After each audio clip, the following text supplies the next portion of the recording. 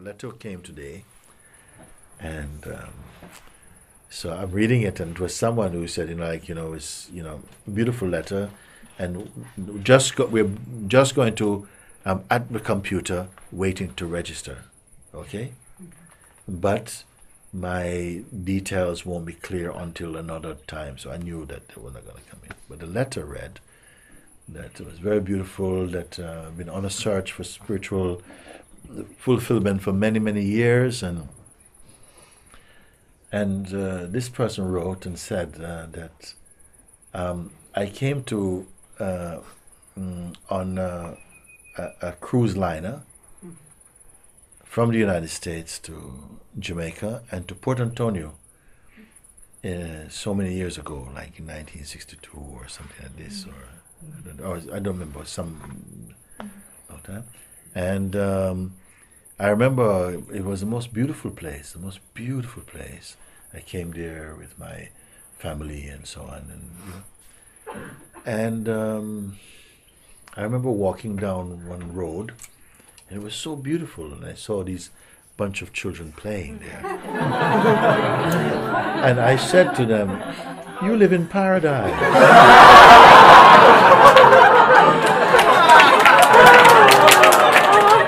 So I said, "What is this?" He said, "I live in paradise." We said, but I was amazed at the response, because the response didn't seem to, like, it expected that there would be kind of like, "Wow, thank you," and people go, and this kind of stuff like that. You'd be amazed.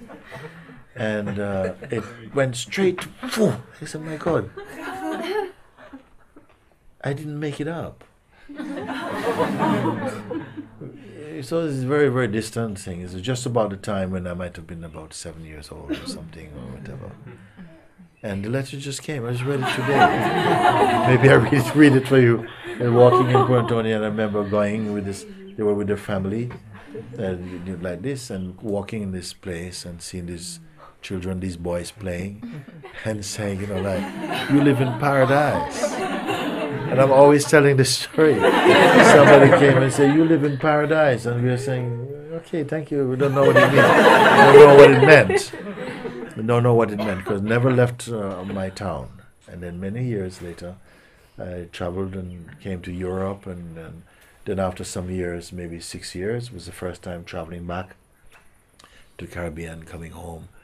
And there's a place as we're arriving into my town, because it's one of the 8th great harbors, natural harbors of the world in my town. The small island off, and beautiful. We turned the corner and we looked, and I saw it, and then it came in my heart. This is paradise. And I told this because we're saying that many times you don't know something unless you have contrast to it. And that we would not have had any knowledge or knowledge of the self until we have a knowledge of what the self is not, or of something is beautiful, unless you have a sense of something being ugly or something being whatever. And we could not appreciate, what is meant. We heard the word because we grew a Christian country. We knew about paradise. You understand? I mean, because you talked to Adam and Eve, they lived in paradise. We know only that paradise. And somebody saying, "You live in paradise." I said, "What?" It's like this. They were surprised. Now this same person is saying, "I want to come here because it sounds like I've been looking for this paradise inside myself. And it looks like you got there first, and you've come to call me to come with this." So I was very pleased and said, "Okay, I'm going to keep a place for you. You have to come to be here." Isn't it amazing that after all these years?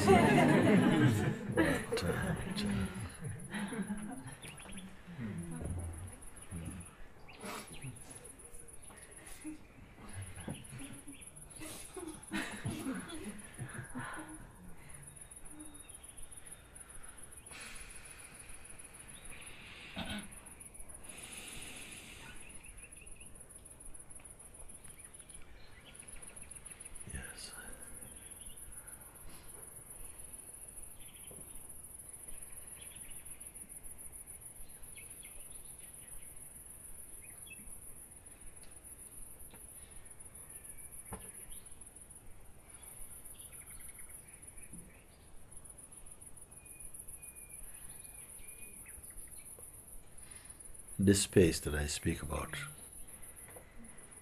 where even these words, they arise from there. And as some people have also confessed, yes, even as the words are being spoken, they are watched from this place, this unspeakable place, that has no dimension, has no size. There's neither night nor day there.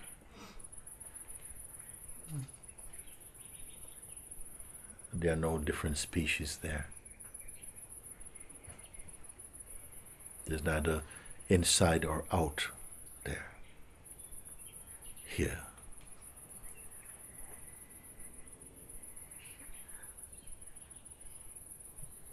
There's neither heaven nor hell there.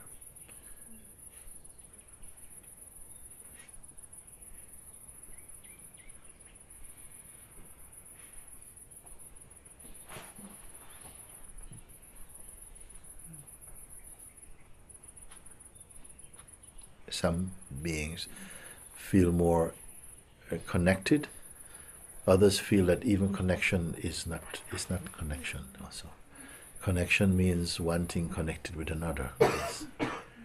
But this is before connection even. So there's neither connection nor disconnection there.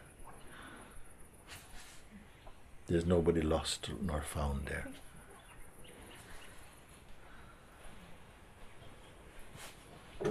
Sometimes when the eyes are closed, it's felt more, yes, this I know. But it's just the same place when the eyes are open. It makes no difference. Eyes open, eyes closed.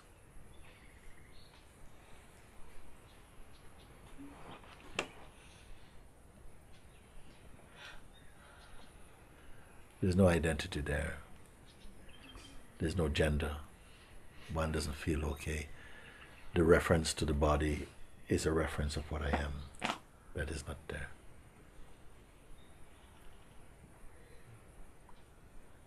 So I'm not telling you about this. We are looking from here together as one seeing. I cannot tell you a story about it because there's no story there.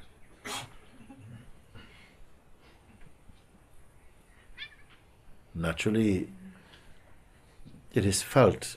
With this body it is felt. But the body cannot limit it.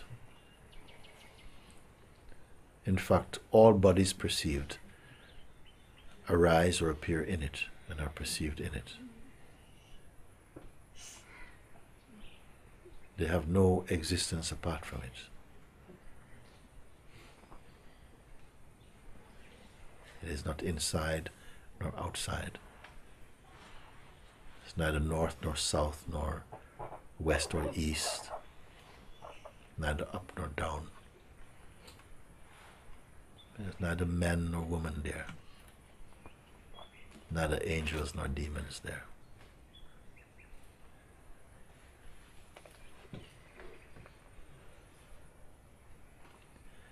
There's no need for fear also, because there's no other there.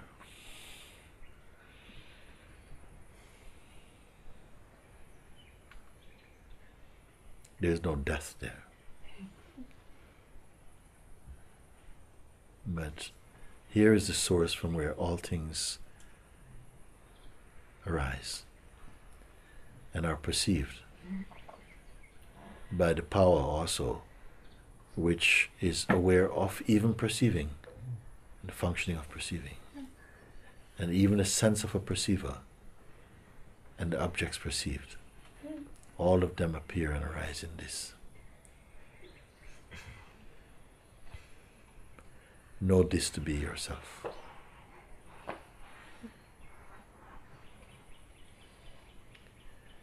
Be totally confirmed in that.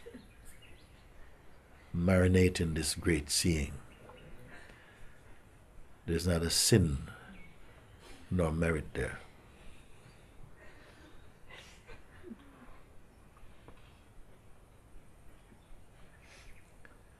There are no regions of time.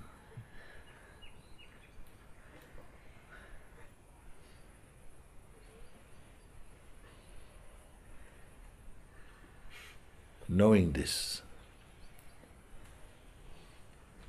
all the beings rejoice with great gladness because they've crossed over from the dream of death into eternal life.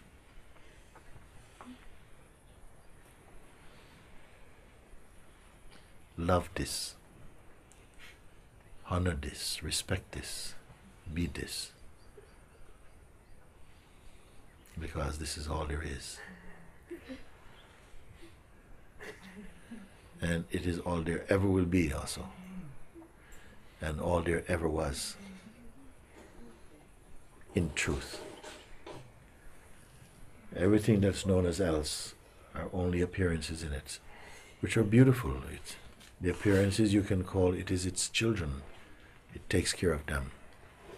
The various states of being and experiencing and identity all emanate from this one source. You may call it God, you may call it absolute awareness, you may call it Parabrahman, call it what you like. It itself has no name, it's beyond all names. It gives birth to name, gives birth to all forms, and to their changefulness, and to the perceiving of their changefulness. It is neither old nor young, it is incapable of growing. It neither contracts nor expands.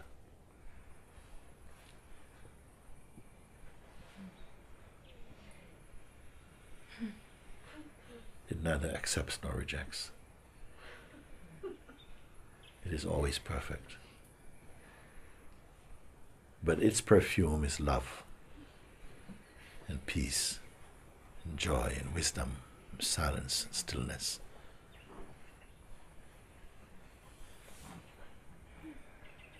It has created all these myriads of forms and beings and cares for them, brings them into life, pulls them back into emptiness.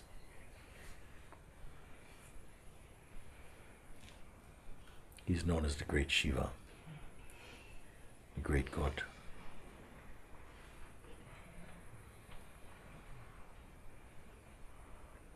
All names are his names. He is not he, nor she.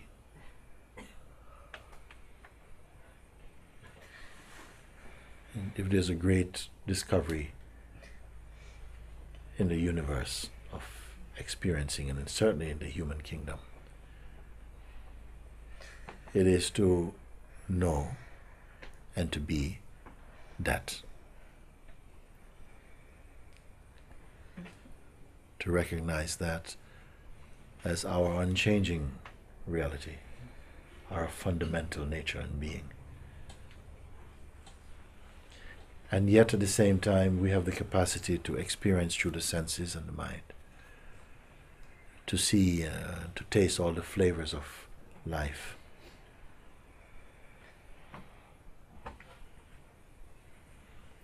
It arises in each form, announcing itself in the feeling, I am, I exist.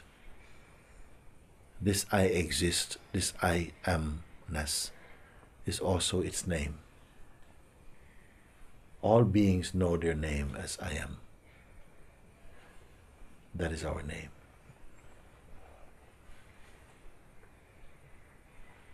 I am John, I'm Susan, this is our role. But as sentient expression, your name is I am, I exist.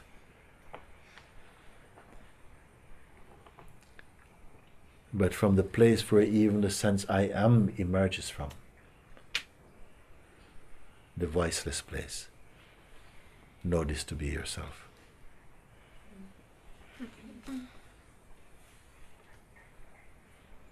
When you know this, fear will leave. Maybe not instantly, maybe gradually. All delusions will come to an end. All sorrows will be gone.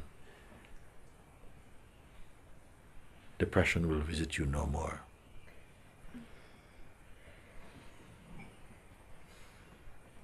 Contemplate this. Meditate on it. Confirm it. Verify it. Love it. Be it. This is the sadhana of being.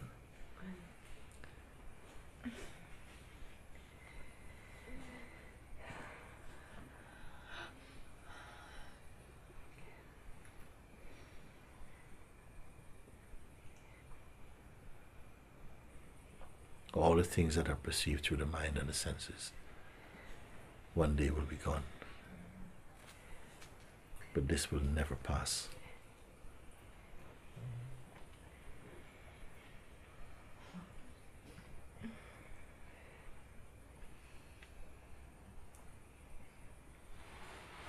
It belongs to no religion. None can claim it.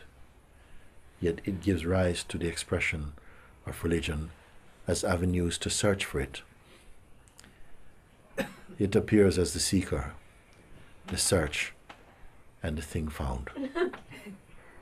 It is all of this and beyond this thing.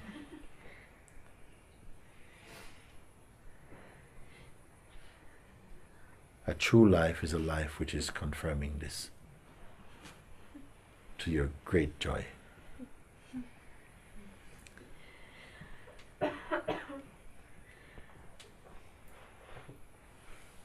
If it hasn't already, I hope that these words, what they point to, these seeds sprout fully inside your heart. Wipe away all delusions, all fears.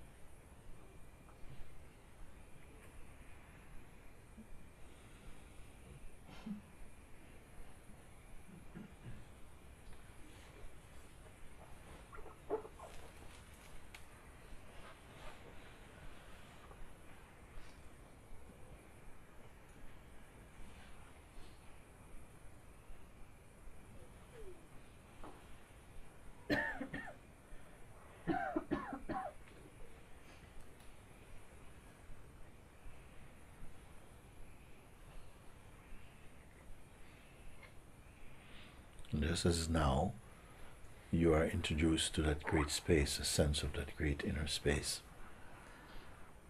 yes, which is uncluttered, light, no boundary.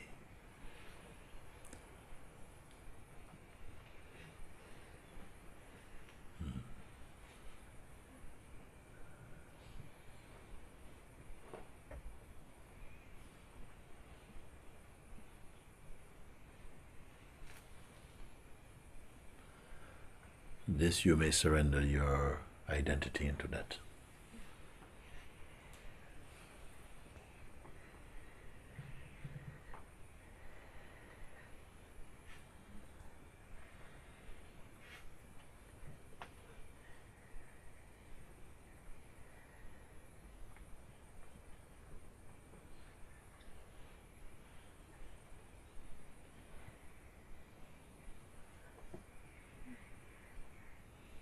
It is good not to have any intention that cause you to hesitate to fully surrender in each and any moment.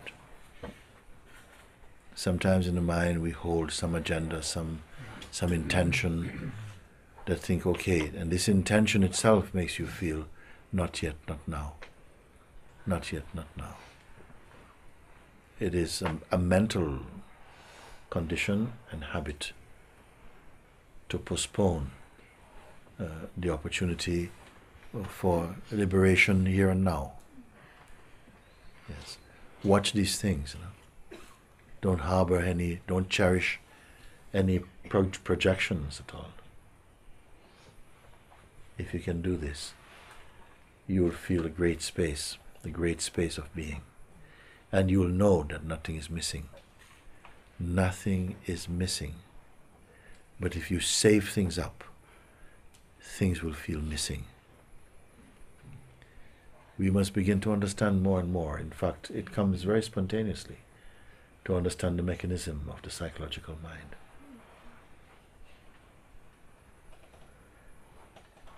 Those who are free are totally empty of intention, and they bear witness that when a thing needs to happen, it comes spontaneously. The power comes from nature to bring it into existence. And when it is fully expressed itself and exhausted its expression, it goes back again into silence. This is the natural experiencing. You see? So don't hold on to too many hopes, even spiritual ones. Better just be empty and be totally surrendered in your heart. Because nothing will be left out. Nothing will be left out. You must hear these things over and over again. You are not incomplete. Just we suffer from distraction.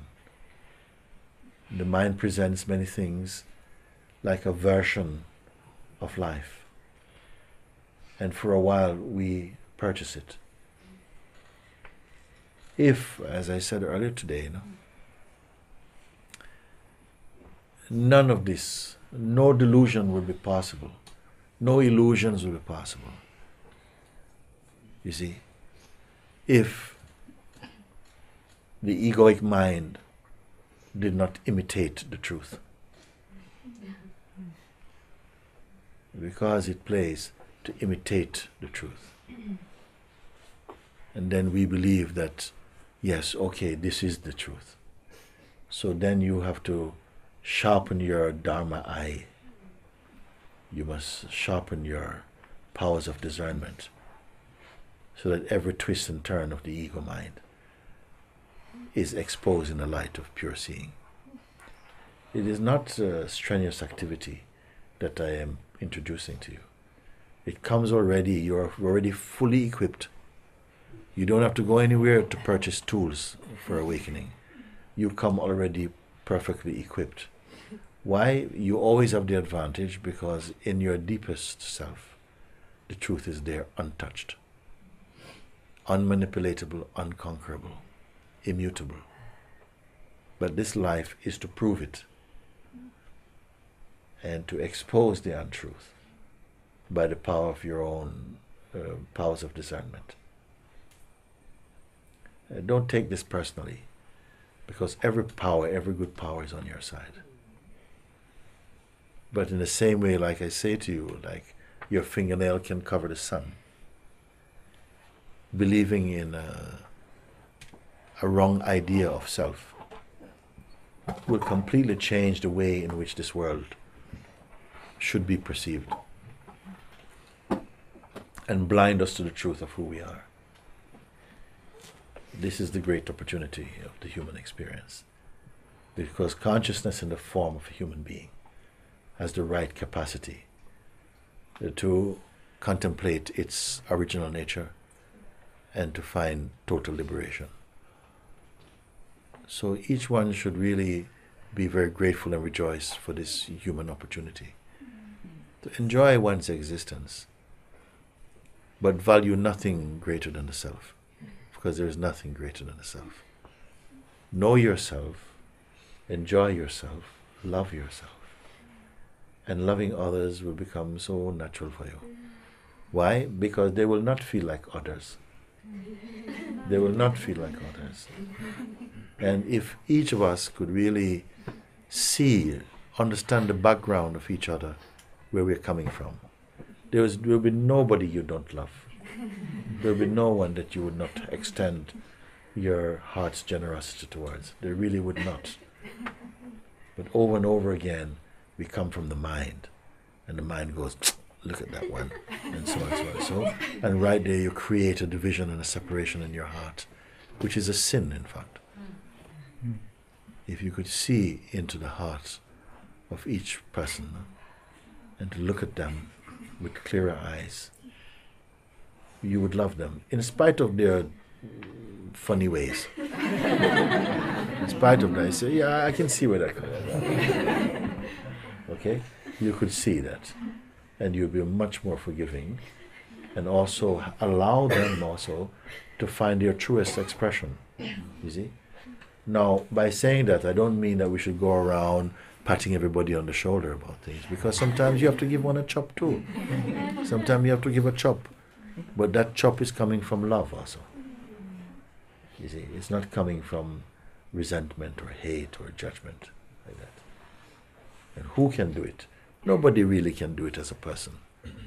This is why your first commitment is first to deplete ourselves of this personal identity, to awaken to the truth. And only as truth, as presence, you find all these things is natural for you.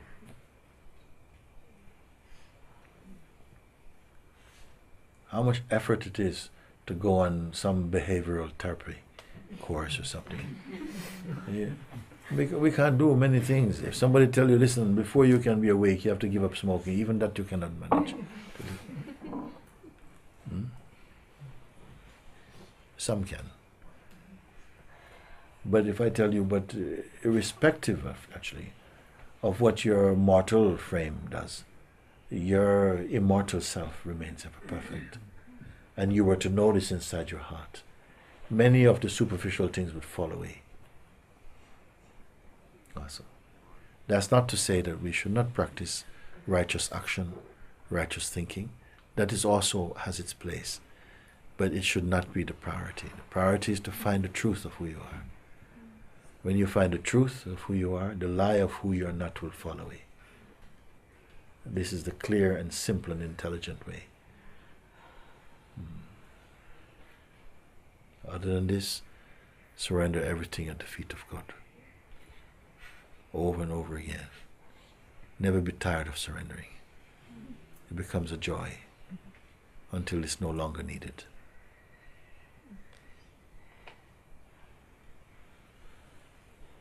Okay, thank you.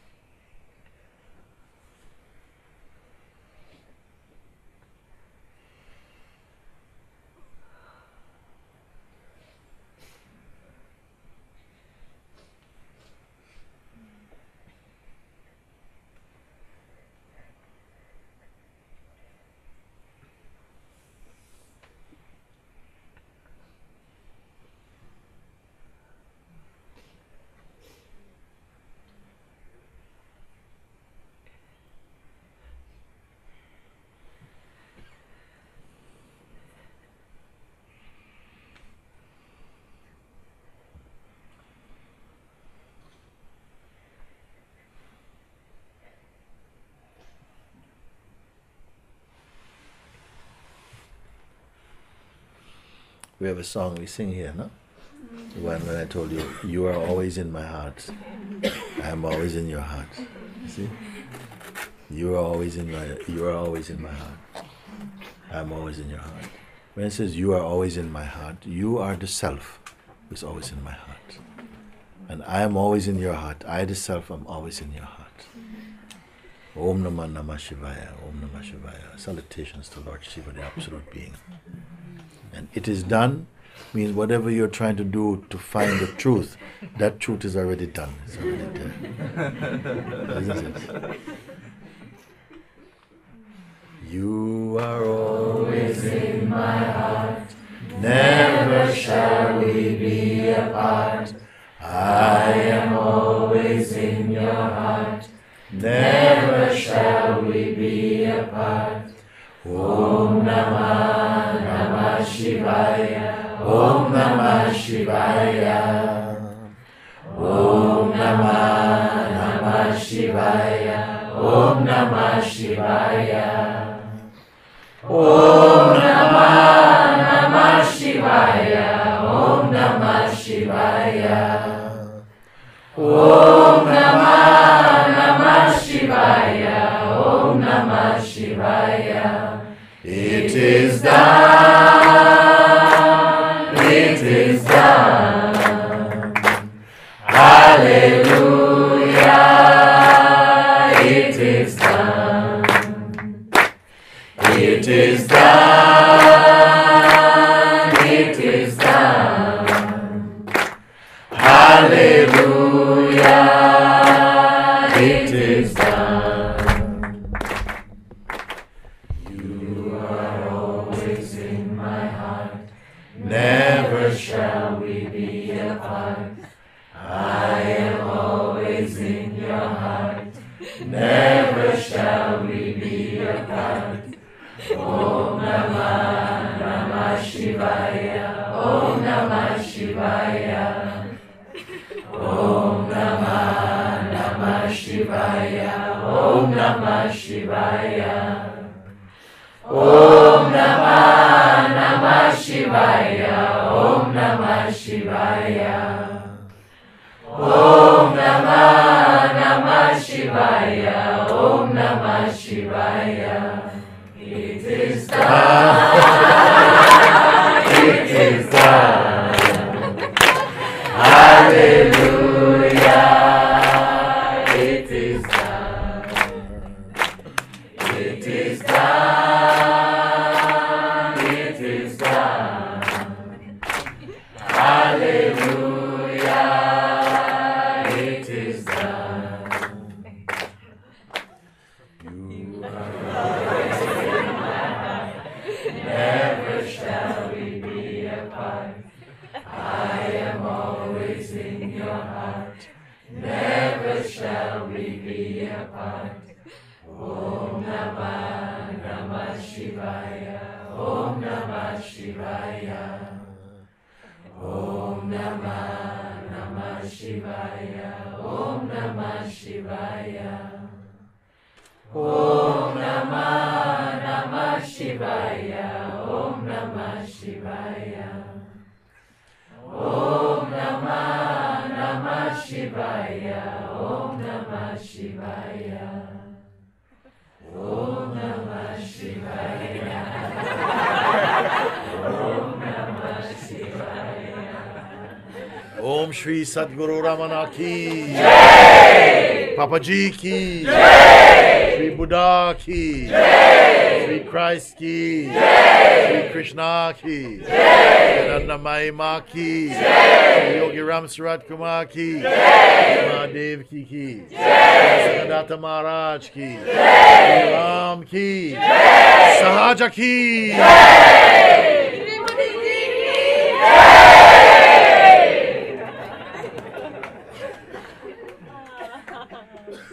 This is the extended version.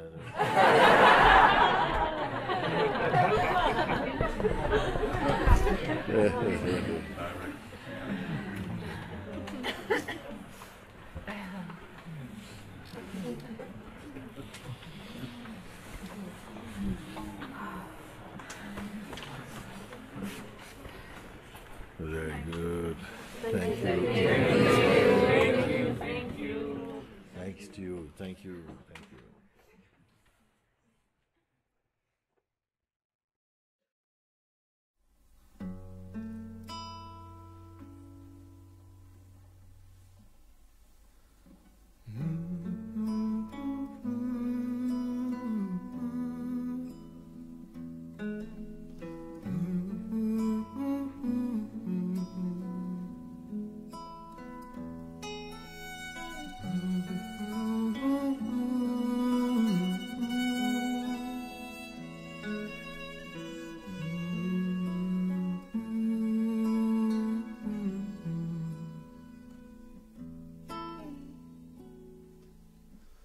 All of this is called